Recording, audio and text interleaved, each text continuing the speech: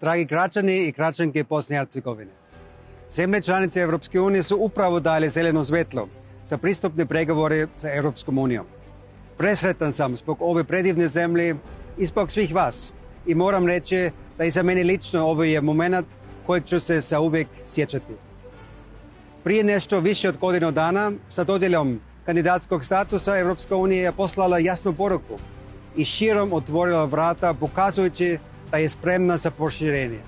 Danas znamo da je budućnost Bosne i Hercegovine u našoj Uniji. Jasno mi je da domaći politički procesi lako izazovu nepovjerenje. Ipak, danas je Europska unija prepoznala da su vaše institucije ostvarili što je potrebno i zaslužili ovu prekretnicu.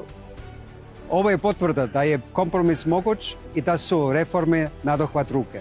Šta to znači? Otvaranje pristupnih pregovora je važno priznanje i čini zemlju privlačnijom sa investitore i isto tako produbljuje vaše veze sa Europskom unijom, počevši od milijardu eura za Bosnu i Hercegovina iz plana rasta. Dakle, danas slavimo, a već sutra se mora nastaviti s radom. Sada znamo da se mogu preduzeti dodatni koraci i da će se morati otvoriti teške teme. Proces naredne faze, usvajanje čitavog seta prava i obaveza iz zakonodavstva Europske unije je sam po sebi vrlo intenzivan. Svaki iskorak jača demokratiju, vladavinu prava, poslovno okruženje, borbu protiv korupcije, životnu sredinu i još mnogo toga.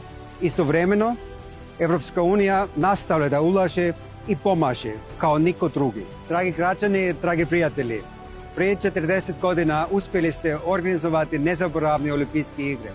Pokazali ste da ljudi ove zemlje mogu postići ogromni uspjehe kada za to postoji volja.